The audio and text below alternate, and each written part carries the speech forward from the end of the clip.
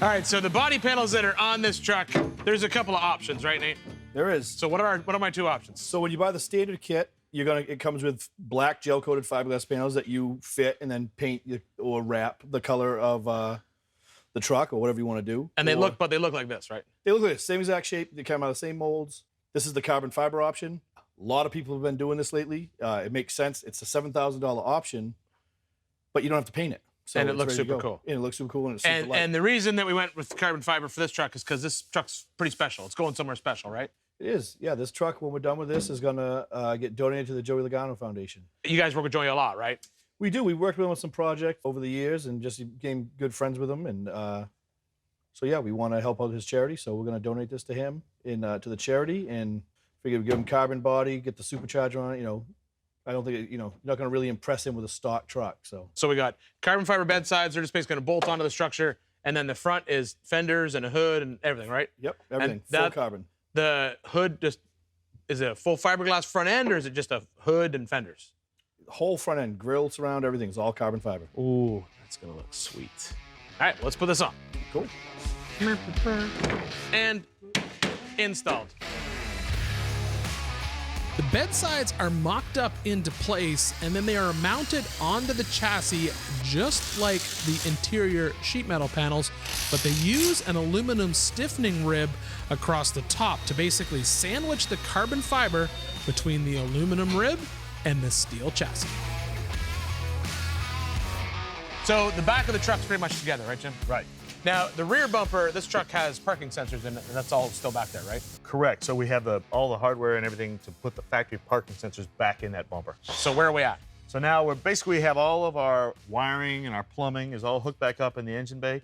We have all the coolant hoses run, all the new stuff for the superchargers hooked up. Okay. And we start working on the nose. So all the wiring in here, you're just basically hooking it all back up.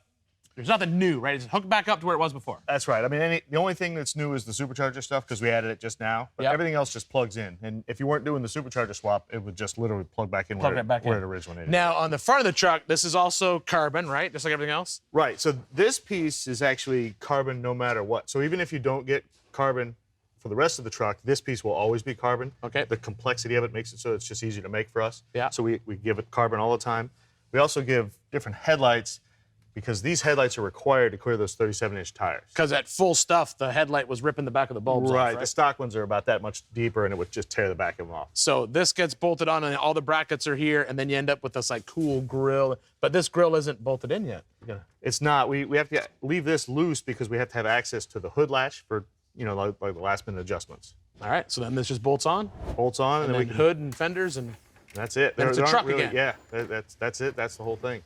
Perfect. All right, well, let's get this on the truck. Then it's a truck, right? Then it's a truck. Then it's a truck. Oh, yeah.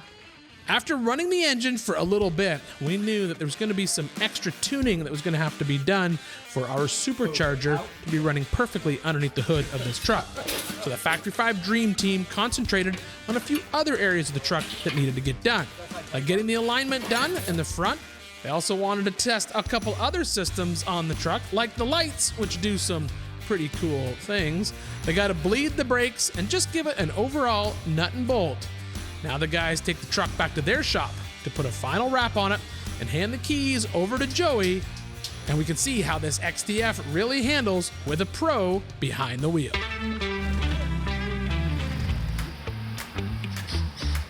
What's happening? How you been? Good, you? Great. Thing looks sick.